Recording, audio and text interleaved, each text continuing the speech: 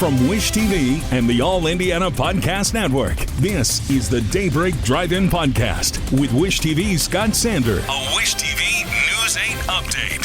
From Wish TV, I'm Drew Blair, in for Scott Sander with your Daybreak Drive-In for Friday, May 27th. An extremely crowded spectacle, a severe shortage at public pools, and criticizing police in Texas. Next.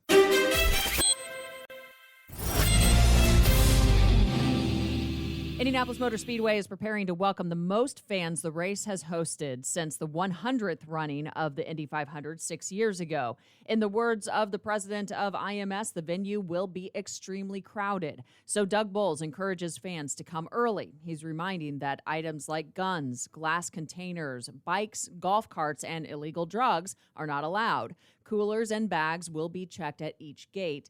IMS parking is sold out. Today is Carb Day. It's the final chance for drivers to test their skills ahead of Sunday. For the first time since 2019, the Carb Day concert is back. Kings of Chaos and Rick Springfield are the headliners. Country singer Blake Shelton will serve as this year's Grand Marshal for the race. He will give drivers the official command to report to their cars. Shelton is a guest of Jimmy Johnson. The pair also collaborated on the design of Johnson's helmet. Fewer than half of Indianapolis public pools will open for the summer because of a severe shortage of lifeguards. 8 of the city's 17 pools are scheduled to open a week from Saturday. Those are Bethel, Ellenberger, Frederick Douglass, Garfield, Perry, Thatcher, and Willard Parks, as well as Indy Island Aquatic Center. Indy Park says it has only hired 82 of the 224 lifeguards needed. Severe weather hits central Indiana. In Montgomery County, the National Weather Service confirms a tornado touched down just after 7:30 last night in Waynetown. It hit State Road 25 and I-74 about 12 miles west of Crawfordsville. In its warnings, local law enforcement called the storm large and extremely dangerous. When crews got there last night, they found flooded roads. The Waynetown Fire Department says there is no damage. State leaders are signaling an expansion for Eli Lilly and Company could set the stage for a hub site housing multiple companies to compete economically with other states. Governor Holcomb spoke at the Global Economic Summit one day after Lilly's announcement that it's building 2 new manufacturing sites in Boone County.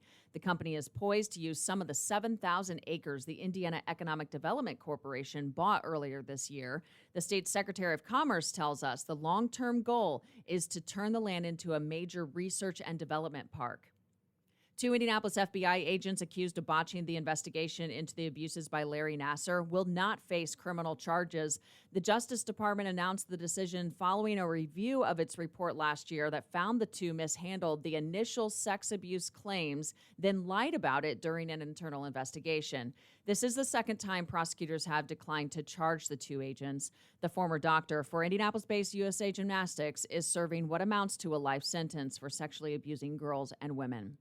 Some are questioning law enforcement decisions and the timeline of action in the Texas elementary school massacre. Authorities detailed the moments before a gunman shot and killed 19 students and 2 teachers. They say he entered the building through an unlocked door. They revealed the attacker was inside Robb Elementary for an hour before Border Patrol agents forced entry into a classroom confronting the suspect.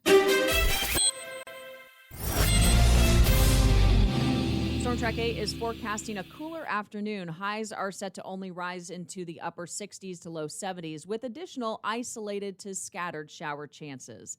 Thank you for checking in for Friday's top stories. From Wish TV, I'm Drew Blair. This is the Daybreak Drive-In Podcast with Wish TV's Scott Sander. A Wish TV News 8 update on demand. For even more, on demand and on the go.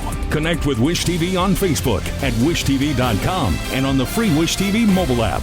Thank you for listening, and be sure to like, subscribe, and follow this podcast for updates every weekday morning on the All Indiana Podcast Network and wherever you get your podcast.